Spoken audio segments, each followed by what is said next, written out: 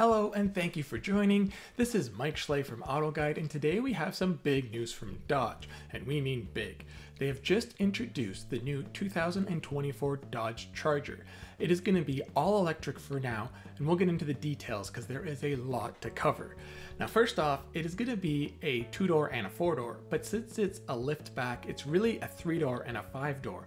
Who would have thought that Dodge would be the manufacturer to bring a 3-door hatchback back into the North American market?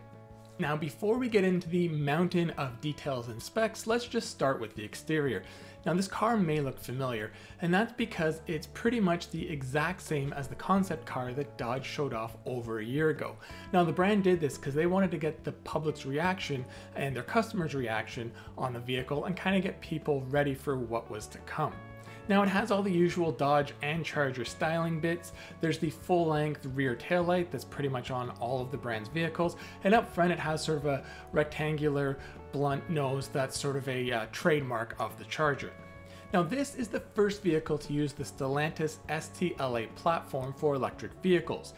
The manufacturer assures us there are many more to come, probably a lot of SUVs, maybe some more cars, and maybe something else. We'll have to wait and see. But the Charger itself is big.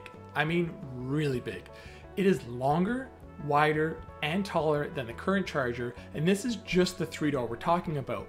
We don't have details on the 5-door, but that should be coming along when it comes out next year, but more on that later. Being an electric vehicle, it's gonna naturally be heavy, and Dodge quotes this at being 5,838 pounds, or basically heavier than almost every Ram 1500 model. Now we haven't covered this yet, but Dodge isn't calling the Charger an electric vehicle, they're calling it a muscle electric vehicle. They're saying it's the first electric muscle car. So of course that means there needs to be power. So at launch, Dodge is going to release 2 versions. There's going to be the RT and the Scat Pack. Now the RT is going to use 2 electric motors and have all-wheel drive standard, and it will make 496 horsepower and 404 pound-feet of torque. Dodge claims this should be good for a 0 to 60 mile per hour time of 4.7 seconds, and the quarter mile should come by in about 13.1 seconds. Top speed is limited to 137 miles an hour. The other version is the Scat Pack. It too uses dual motors and standard all-wheel drive, but there's a lot more power here, 670 horsepower total. The 0 to 60 mile per hour time drops to 3.3 seconds, and the quarter mile should be done in about 11.5 seconds. Oddly though, this car is limited to only 135 miles per hour, 2 less than the RT.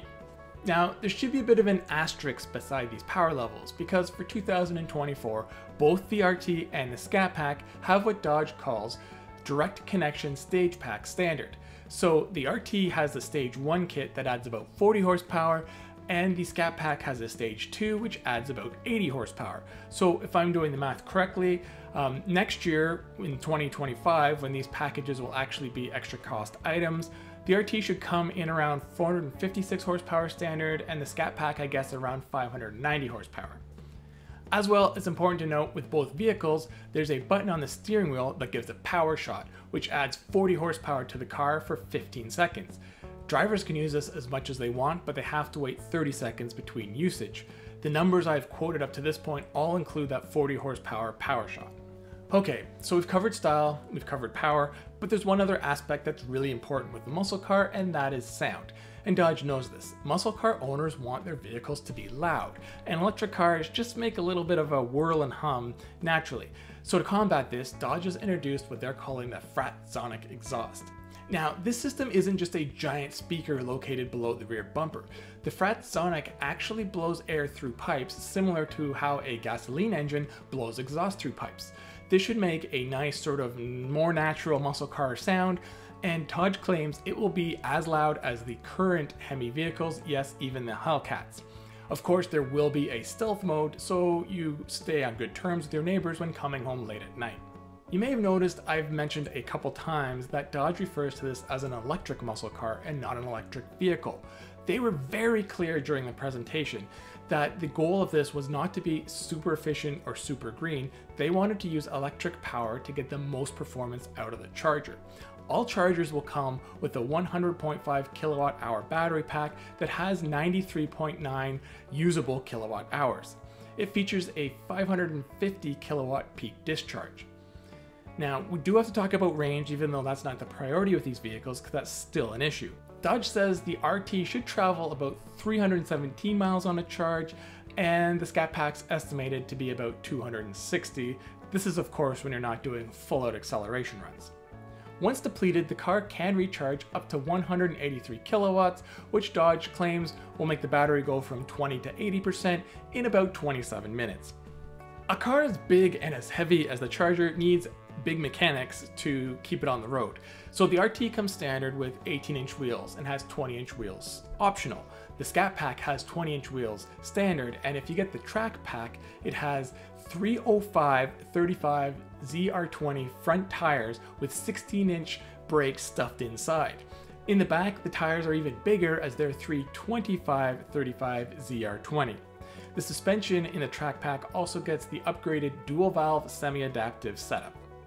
Drive modes? We got drive modes. Every electric needs to have drive modes. It's one of the things you can do with electric vehicles, manipulate the motors and the software. So the Charger standard will have the usual Auto, Eco, Sport, and a wet snow to help, obviously, when it's slippery out. The Scat Pack can also have track, drag, drift, donut, launch control, line lock, and race prep. Some of these modes got our attention, like drift and donut. So let's start with donut.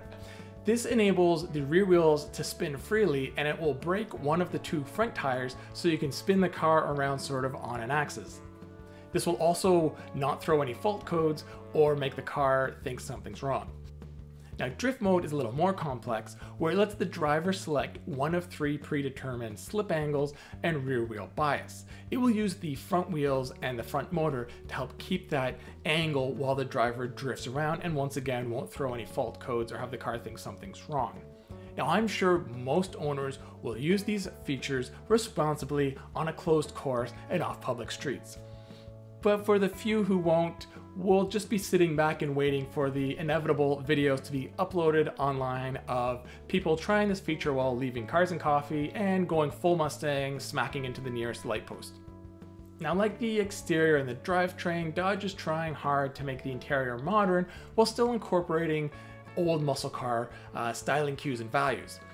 The actual dashboard is very driver-centric, and it has a thin sort of design across. Between the front seats, there's a pistol grip shifter, and there's ambient lighting that kind of spills from a thin line across the dash and opens up into the side doors. There's 64 colors to choose from, and it can actually change depending on the current driving situation.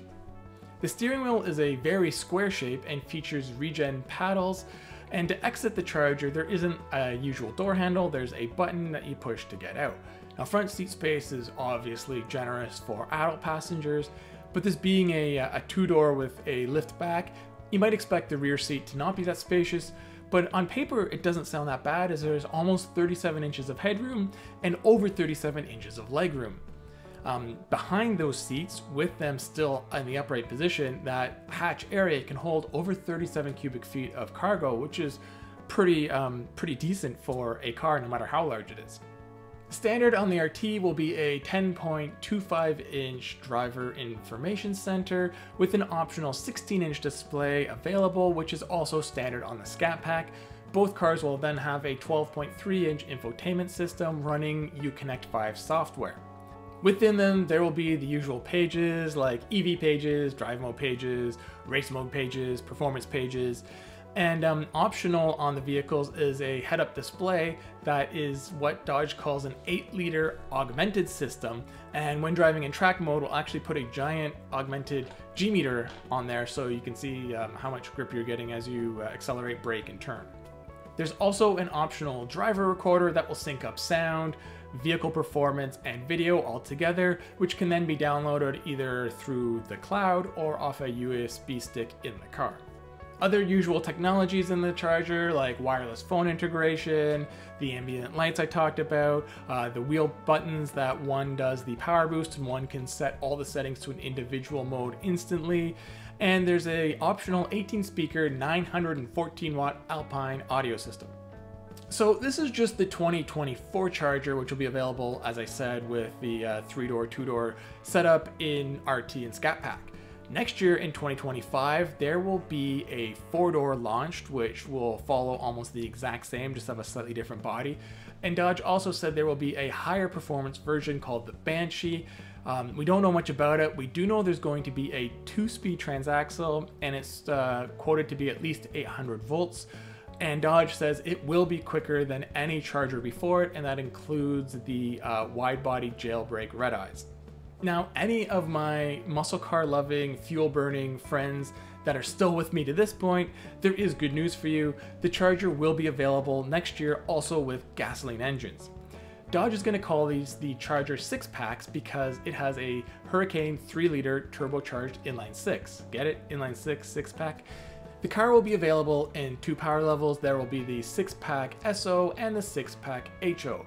So the 6-pack SO, which stands for standard output, will have the Hurricane turbocharged inline 6 making 420 horsepower, while the 6-pack HO or high output will have 550 horsepower, which is the most power to come out of that engine yet, which is even more than the Ram 1500s.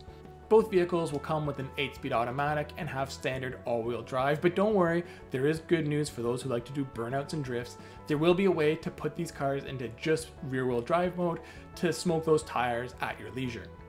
Now, you may have noticed that I'm referring to the gas vehicles as just Charger and not Charger Daytona. That's because, like the 1969 Charger Daytona with its big nose cone, that R-wing nose cone that's available on the EVs will not be on the gas models. So Dodge is calling the EVs the Charger Daytona because of its nose cone, and the gas versions are just Charger. As I said, they're all going to be available in 3 and 5 doors, and over the next year or so, we should see all the models launched. So this is a big gamble for Dodge, and the question is, can they get muscle car owners to convert to electric? Well, they only really have 1 year to have to absolutely do that, and fleet customers like the police forces and rental cars are probably going to wait till next year to get the gas models, and I think a lot of buyers were, and that will probably really build up sales. But for the first year, these 2 special versions I'm sure will still sell decently, and we'll probably see a lot showing up at drag strips and car shows and whatnot.